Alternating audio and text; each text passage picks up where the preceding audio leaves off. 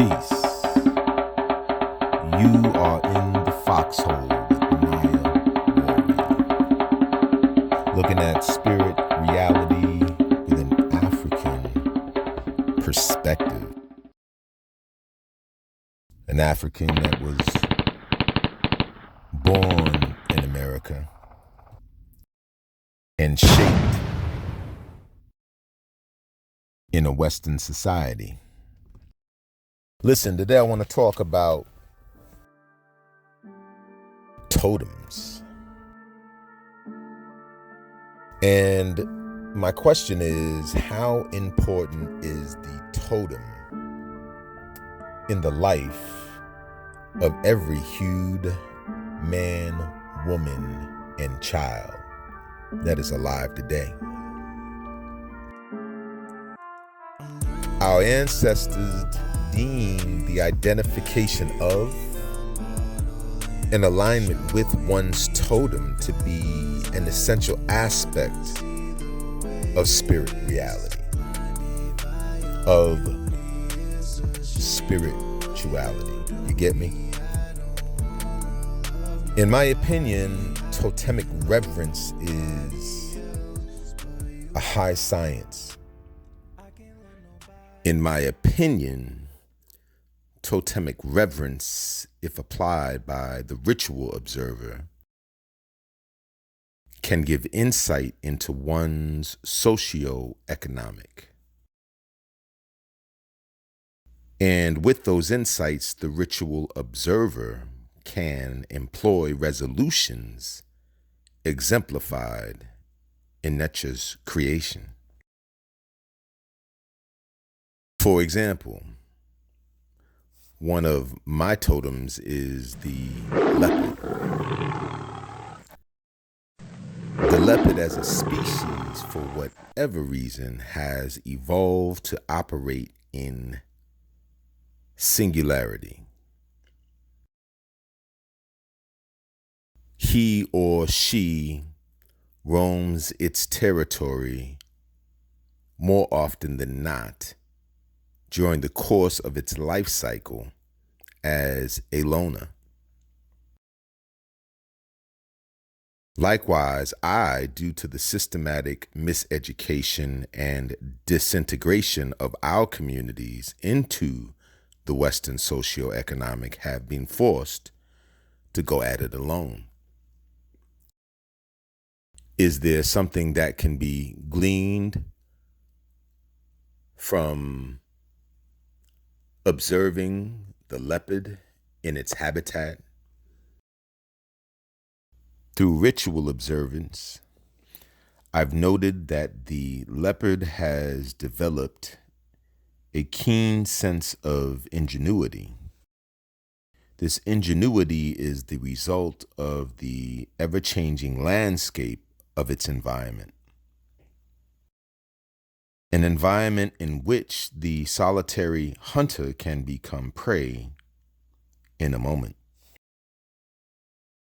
The ritual observer can expect to rely heavily upon his or her ingenuity to survive systematic isolation. Adaptability will be key to his or her survival. Like the leopard, we may hunt down and kill prey, only to be forced to retreat from our rightful kill when confronted by the lion's pride, a pack of hyenas, or a troop of baboons. In order to keep its kill, the leopard drags its kill through sheer power, force, and resilience up into the high branches of the tree. Likewise, the African in America who achieves a position of power in the westernized corporate infrastructure will do so through that very same resilience, ingenuity, and ability to adapt that the leopard exemplifies. And like unto the leopard, many times they will sit in that tree alone. Though this is not the preferable way to go about one's existence,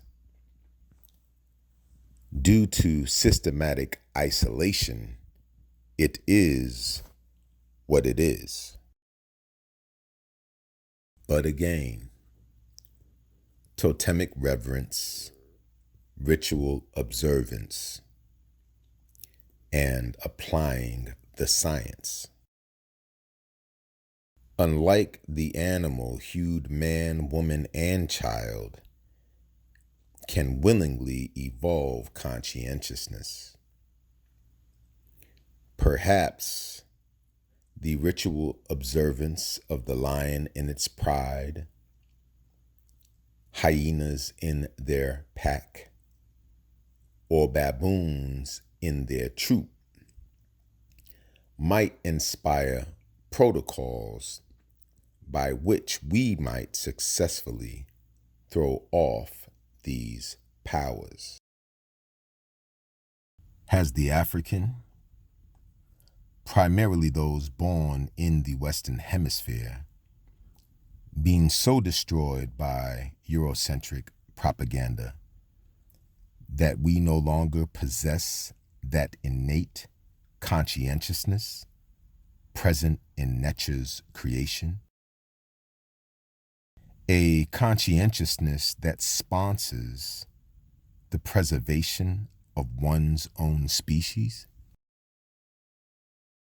If you were awakened to the cry of your child and arose from your bed to find a snake coiled in the corner of your child's bedroom, would you take the time to identify what species of snake it is that you are confronted with?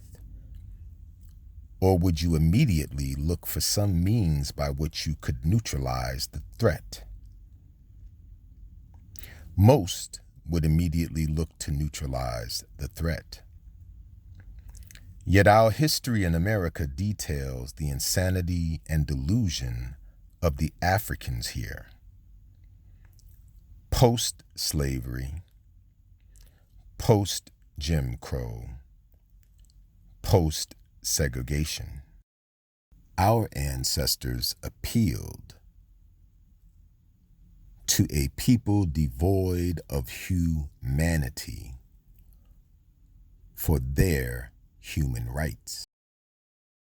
Perhaps the religious pseudo-historical propaganda of the European, which was espoused in the ears of our ancestors and tethered with a beastly cruelty, severed the spiritual artery that connected them to a conscientiousness that was natural, that was nature real.